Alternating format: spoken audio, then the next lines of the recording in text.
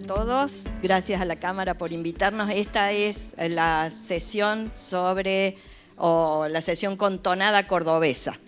Y vamos a hablar muy en línea con lo que el doctor Rosati nos acaba de decir sobre sustentabilidad jurídica, Estado de Derecho, instituciones y demás. Nada de lo que dijo el doctor Rosati puede funcionar en un contexto de corrupción.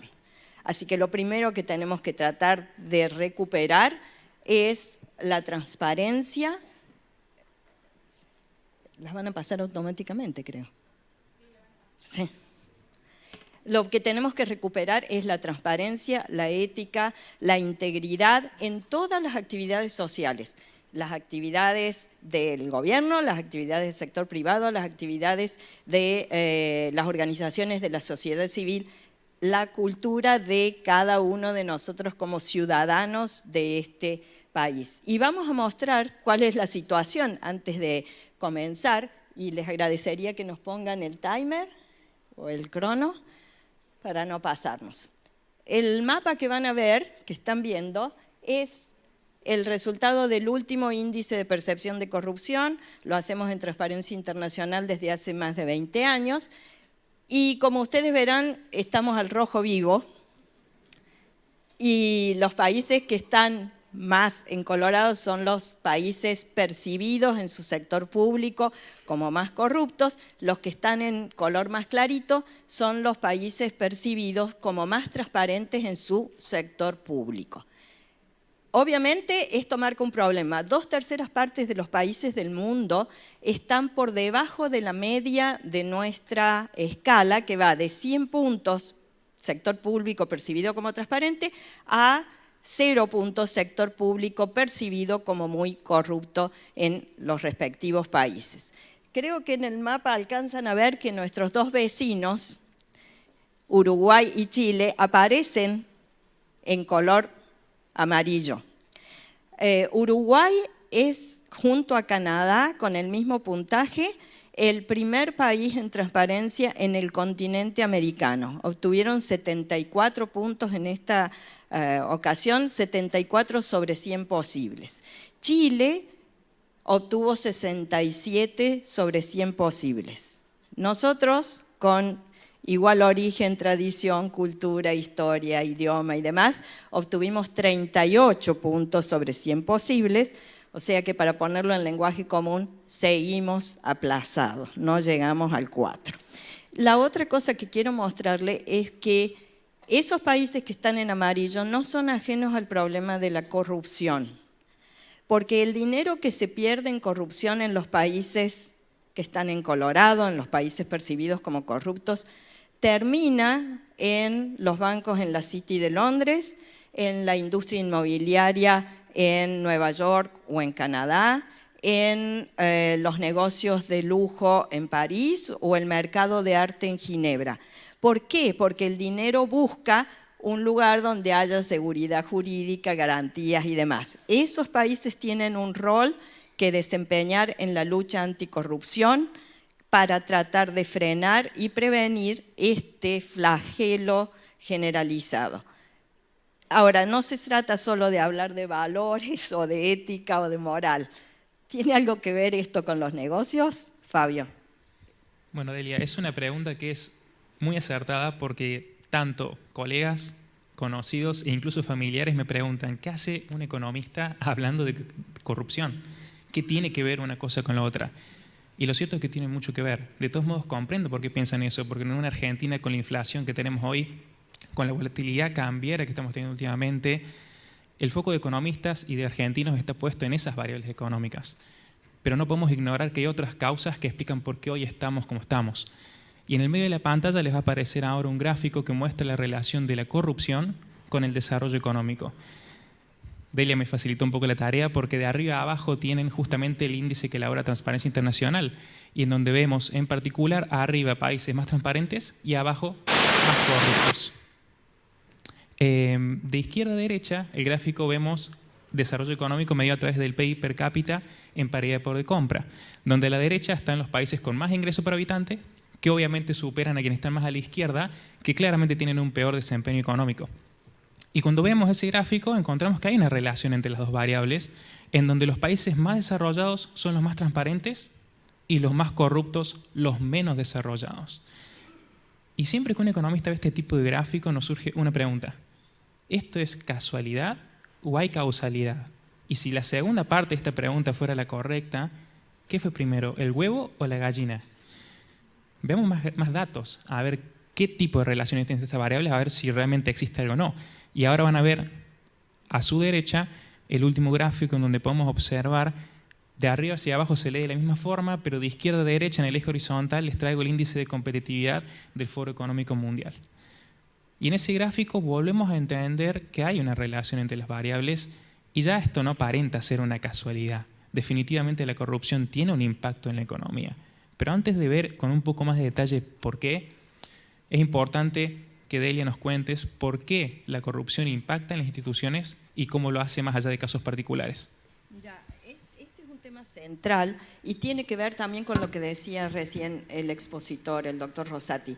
Hay una clara correlación, y esto está demostrado estadísticamente, una correlación entre la corrupción y la debilidad de las instituciones democráticas.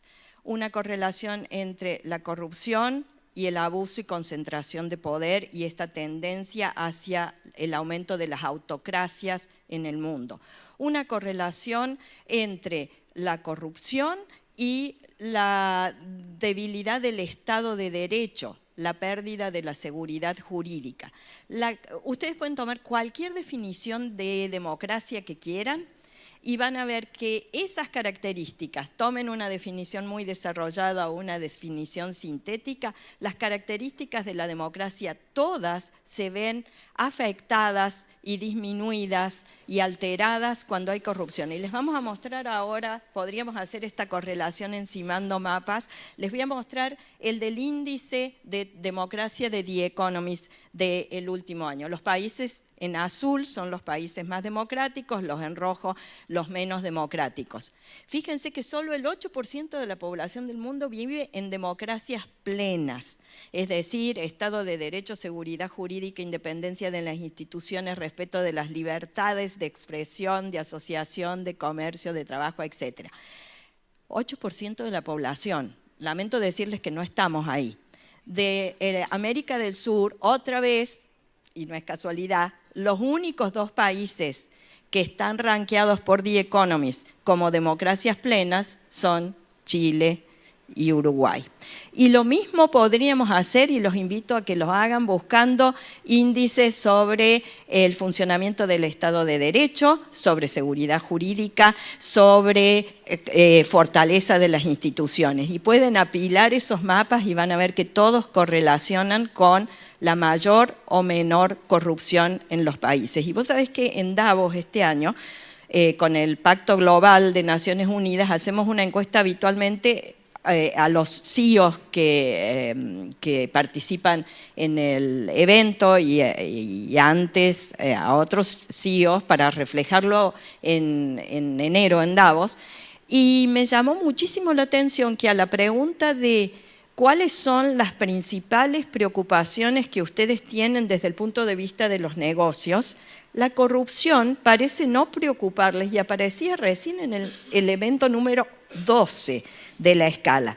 Y me llamó la atención, lo comentamos en Davos en los distintos grupos que trabajamos en corrupción y quería preguntarte, ¿tiene o no que ver influencia en los negocios concretamente?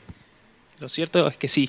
Tiene un impacto directo y de vuelta no lo digo yo, lo dicen los datos. Van a ver de vuelta en el medio de su pantalla otro gráfico donde de arriba a abajo se lee de la misma forma el mismo índice de transparencia, arriba los países más transparentes, abajo los más corruptos y de izquierda a derecha les traigo otro indicador más que es el índice de facilidad de hacer negocios del Banco Mundial, que cabe mencionar está descontinuado por problemas de corrupción. A esa escala llega la corrupción en el mundo en donde se manipula el índice para favorecer a países, por ejemplo, como China, y eso lleva a que no se hagan más. Sin embargo, nosotros acá tomamos el último que no estuvo afectado por estos problemas y encontramos otra vez la misma lógica, y esto me facilita mucho el trabajo porque yo no le tengo que explicar a nadie de este auditorio por qué en países donde hay más transparencia Es más fácil hacer negocios. ¿Y por qué? Por el contrario, donde hay más corrupción es más difícil. No hace falta que le des ningún tipo de ejemplo, usted lo tiene mucho más claro que yo. Y ahora empezamos a entender de que en realidad sí hay una causalidad y que la corrupción impacta de forma negativa en la economía, porque si es más difícil hacer negocios, claramente termina impactando en el desarrollo económico de una región cuando sumas todos los efectos desde la micro hacia la macro. Sin embargo, cuando analizamos este tipo de temas, que de por sí es bastante difícil de verlos en la economía, lo vemos mucho desde justamente ese aspecto, desde la micro hacia la macro. Pero la corrupción también tiene un efecto en la macro que se derrama en la micro.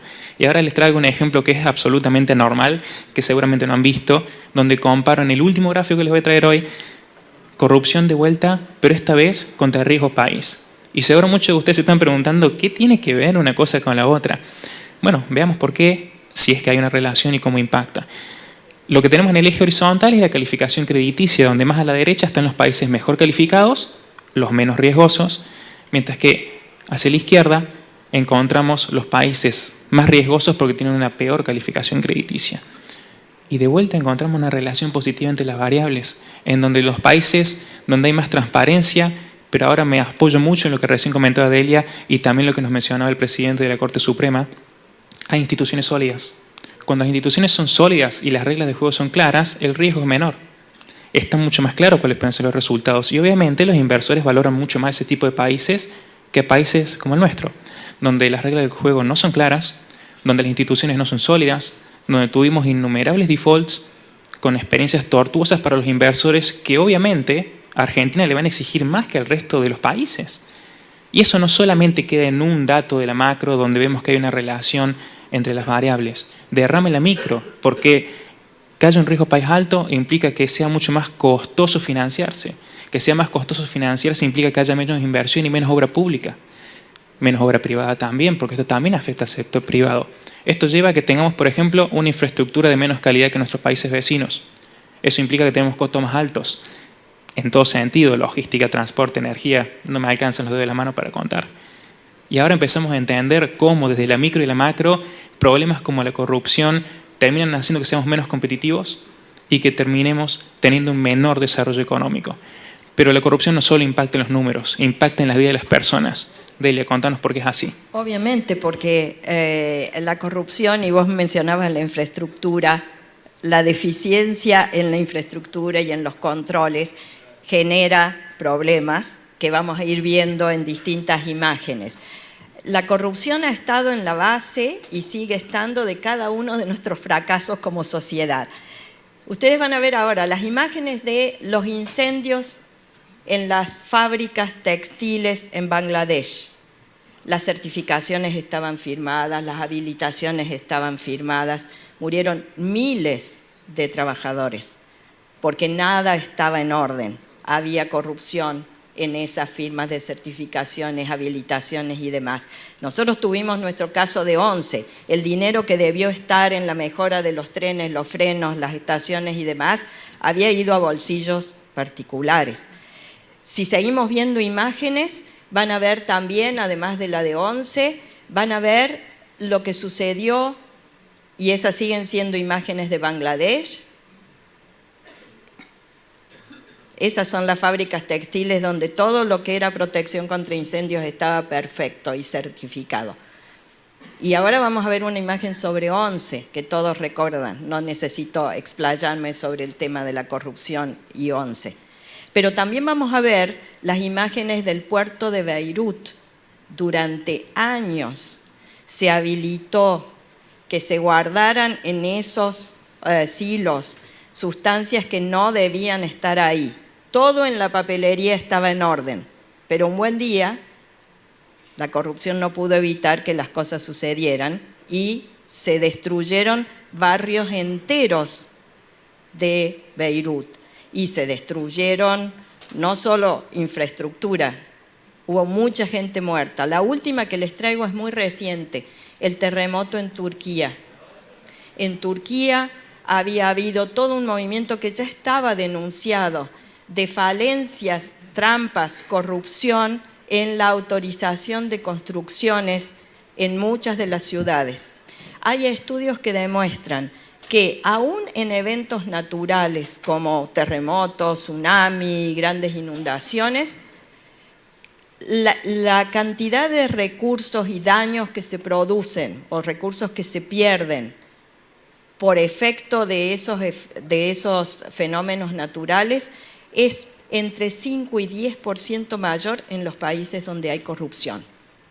En este caso, las mismas industrias que construían eran las que certificaban que todo estaba bien y no estaba todo bien. Y todo esto era facilitado por la corrupción. Pero hemos venido en plan positivo hoy. ¿En qué Argentina te gustaría vivir? Bueno, si me parece, esa pregunta le respondería a una Argentina inserta en el mundo, que vuelva a la senda del desarrollo, basado en pilares del libre mercado y la estabilidad económica, y en donde realmente haya oportunidades para todos. ¿Vos cómo lo ves? Y como ya se nos acaba el tiempo, 3 cosas. Me gustaría vivir en una Argentina donde abandonemos la cultura cambalache, porque no es cierto que todo es lo mismo, no es cierto que todo es igual. Tenemos que reconstruir los consensos sobre lo que está bien y lo que está mal y no tolerar la corrupción. Y tenemos que terminar con el negocio de la compra y venta de decisiones políticas y del financiamiento opaco de las campañas. Bueno, Delia, se nos está acabando el tiempo, nos van a echar del escenario. Muchas gracias a todos. Gracias.